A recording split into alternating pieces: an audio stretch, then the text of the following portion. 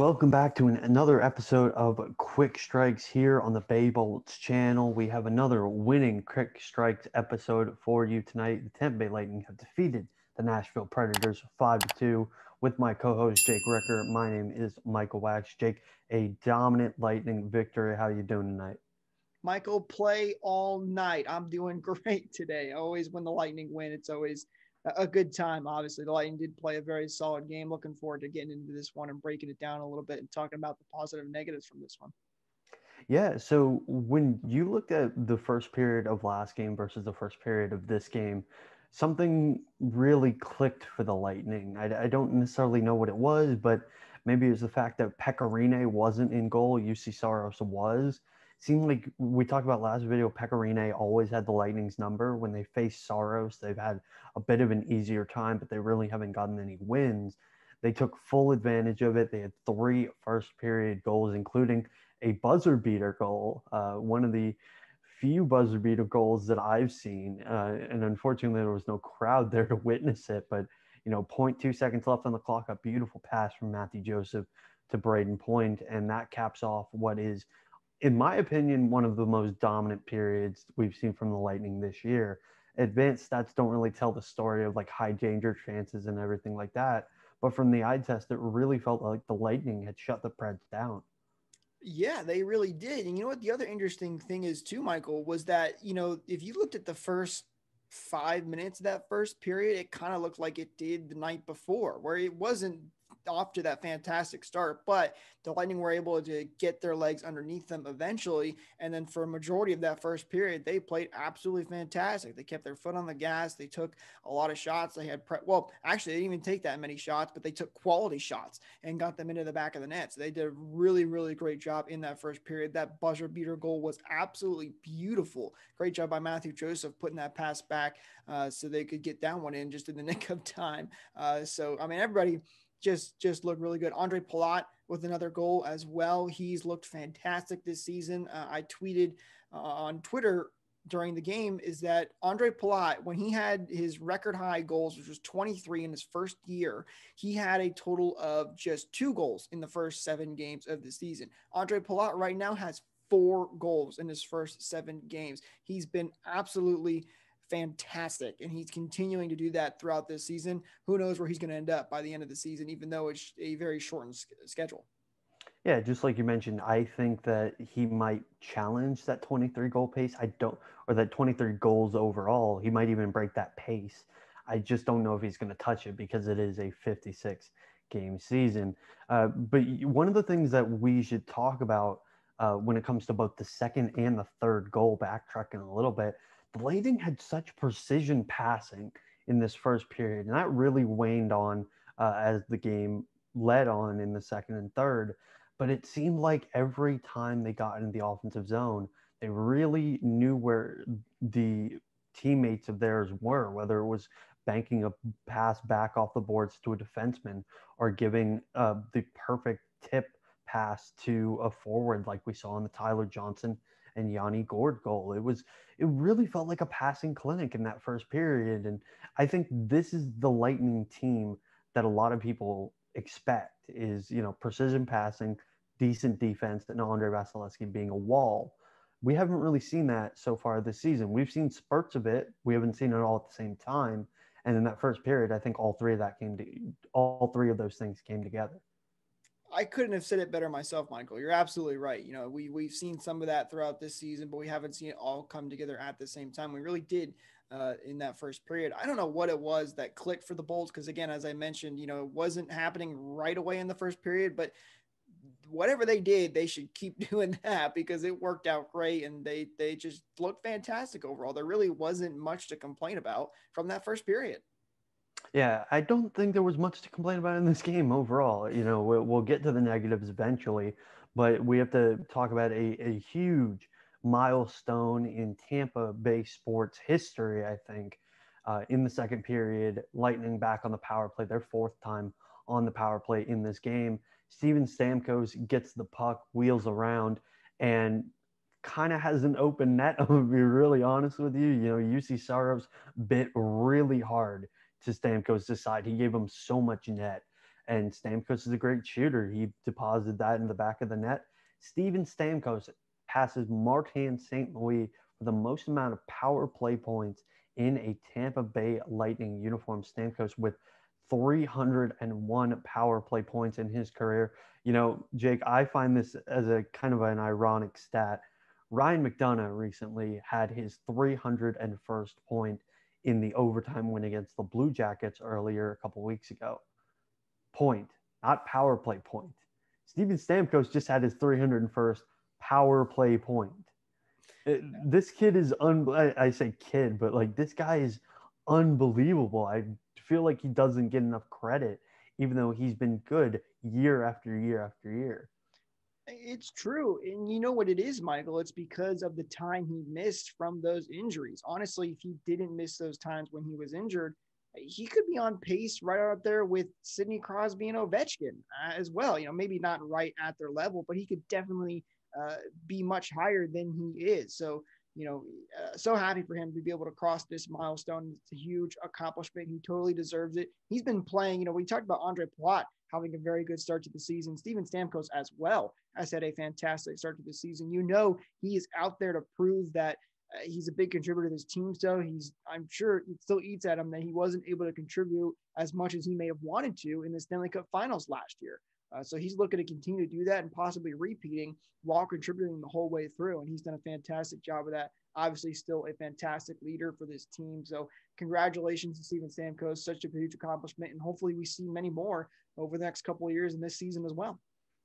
Yeah, absolutely. I really, really hope that Steven Stamkos is able to stay healthy, able to get that 1,000 point mark and beyond in a Lightning uniform, and able to hoist another Stanley Cup, maybe one that he has a little bit more contribution to, even though that 247 is always going to be in Tampa Bay Lightning lore.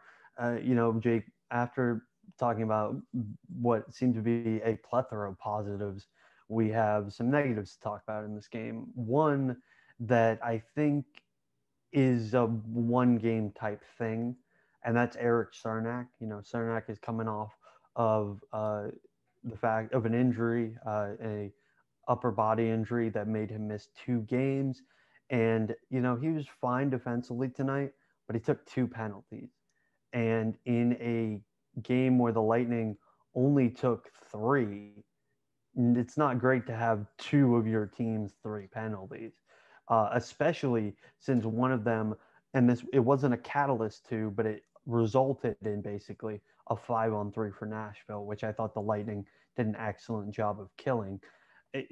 Cernak probably needs to be better. I think he would even agree that this was an off game. Hopefully, it's just that though, an off game. Yeah, no, and again, you basically nailed it right on the head again there. He was out for 2 games. He's coming off an injury, so I have to cut him a little bit of slack. But anytime you have 2 penalties, that's not an ideal game. I expect him to get back up to speed very quickly. And this was probably just an off game for him, but definitely not his best game by far. But you know, that's going to happen to players. We've mentioned this multiple times throughout these videos in this season, but you know that's going to happen. The key is now to watch and see if he's able to bounce back, because that's what good players do. Even when they go through bad games or bad streaks, even they're able to finally eventually break through. They keep trying, they keep pushing, trying to get better. So if he's able to recognize that he had a bad game today and completely, you know, fix that over the next couple of games, then it's all good for me. Exactly, exactly. You know, one bad game isn't going to ruin a season. It's really the accumulation of bad games that we've seen from other defensemen in Lightning history. Cough, cough, Matt Carl, Andre Schuster. Unnecessary shots at Matt Carl and Andre Schuster. Hey, man, the guy got ridiculed enough with his nickname of the traffic gun and Andre Schuster giraffe. So Yeah, we'll cut him a little bit of slack, but you're right. hey, compared to when they were on the same pair back in the day, I'll take That was whatever fun. we can get. I'll take whatever we can get now. Um, and you know, our defense overall had a pretty solid game. One of the things that I saw from covering the game, Lightning Twitter went bananas when Calfoot took another slap shot, because that kid has an unbelievable shot. And we had a couple questions actually in our fan questions. Is it time to start giving him power play time? And I thought that was pretty interesting. We'll get to our last negative in a second. But is this an opportunity for him to replace McDonough on that second power play unit, or do you stick with Hedman in the first unit, Sergachev on the second unit, and just roll out one defenseman per power play? Yeah, it's an interesting question. And, honestly, I don't know because, we're not watching practices and we're not Cooper, who's being able, excuse me, we're not Cooper able to see him, interact throughout not only on the ice, but also off the ice as well. So it's a tough question to answer. Also, Foote is still very young and still, this is his first NHL season and he's actually had some time to play in. So, I don't want to throw him into the fire either. And, a lot of times that can be bad for players. Some players do thrive in it when they have such a high talent level, but I think you got to be careful. You do want to try and ease him into the season as much as possible, but he's definitely got the ability to do it. And the other thing too, I would say is Hedman and Sergachev have both been fantastic on the power plays. Both of them have obviously been huge. Sergachev has improved immensely over the last couple of years. So as the old saying goes, if it ain't broke, don't fix it. So maybe it's just not the time to throw him on the power play right now. But if we see one of those guys maybe start to struggle, or maybe, worst case scenario, if one of them happens to get hurt or has to go on the COVID-19 list, then maybe there's a chance for Foote to possibly step up and take over that role. But I don't think it's the best time now, but I would not rule out of the question for him to eventually get that opportunity. He definitely deserves the chance because he's been playing really well so far. Yeah, I think you nailed it right on the head, to use a phrase that you've used in this video already. But the thing with Cal Foote right now is that he is doing one thing, and he's doing one thing really well. He's a defensive defenseman. We've talked about this in countless videos. That's his job, and he's excelling at it as far as what we're seeing on the ice.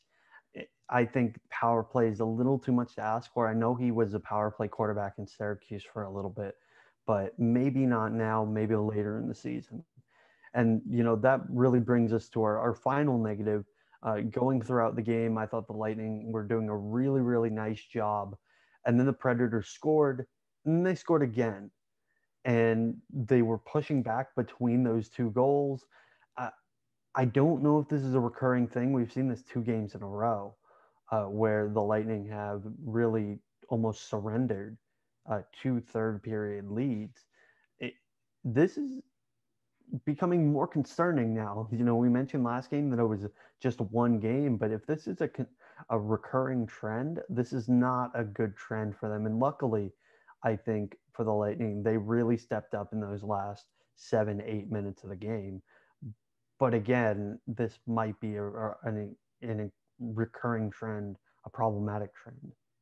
Exactly. And, the thing to look at here, one thing to consider anyway, is that you mentioned it happened over the last 2 games. Both these games have been against the Nashville Predators. So, this could be a situation of credit to the Nashville Predators. They did a really good job in those third periods in trying to finally, play the way they probably would have wanted to play throughout the whole game.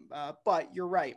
These last 2 games in the third period, the Lightning have definitely sat back. And as you mentioned, they did a much better job this time, though, at eventually shutting it down despite Nashville scoring 2 goals and not letting them get as close as they did last time. So I think there was an improvement, which is a good thing to see. But, now it's going to be interesting to see if the Lightning are able to continue getting these early leads, if that's going to roll over into when they're playing other teams, or if this is just for some reason a Nashville thing. We obviously don't know. Only time will tell, but it's absolutely something to keep our eye on. And that's something that could come back to bite the Lightning really bad throughout this season if they're not able to shut that down, because you're not always going to have 4-goal leads heading into the third period. You might have a 1-goal lead and you end up losing the game at the end at that point, or you get pushed into overtime. Who knows? So it's something to keep an eye on. I'm not freaking out about it just quite yet because they did seem like they improved, but it'll be interesting to see what happens. It will be interesting to see what happens. The next game is against an old foe, Steve Yzerman and the Detroit Red Wings. You've got Vladimir Namestnikov on the Red Wings as well, Adam Ernie, some former Lightning players. It'll be really nice to wear my Vladimir Namestnikov jersey and actually have it mean something in one of these videos. But until then, by the way, that game on Wednesday is scheduled for 5:30 p.m. and will be on NBCSN, our favorite network. But just so you know about the time and the channel change. But Jake, do you have anything else on this edition of Quick Strike? I think that pretty much wraps it up. I do think one other player that we didn't shout out at the beginning of this video was Yanni Gord. He did have an excellent game, had 2 goals tonight, one of them being the empty net, but he looked great tonight as well. So shout out to him. But Bolts played a great game today. Let's see if they can keep it up. I'm looking forward to this Detroit series. Detroit has not been the best team this year, so hopefully they're able to continue that. I'm looking forward to our reverse retro day, which is coming up very, very soon. But looking forward to it, and make sure you guys are subscribed to this channel because Michael, we got some very exciting things coming very, very soon. Guys, I am telling you, you want to subscribe to the channel for this upcoming video that we have. Not this one. This is a good video. You should, if you've gotten this far, thank you very much. But the next video is even better. I'm just going to let you know that right now. But for this video, that is it for this one. Thank you very much for watching. Do not be afraid to like, share, and please subscribe to the channel for our upcoming project. Ring that bell, baby. Don't want to miss it. Ring that bell for more notifications. You'll be very surprised what pops up on your phone for that notification. Also, be sure to follow us on all social media platforms: Facebook, Instagram, Twitter at Bay_Bolts.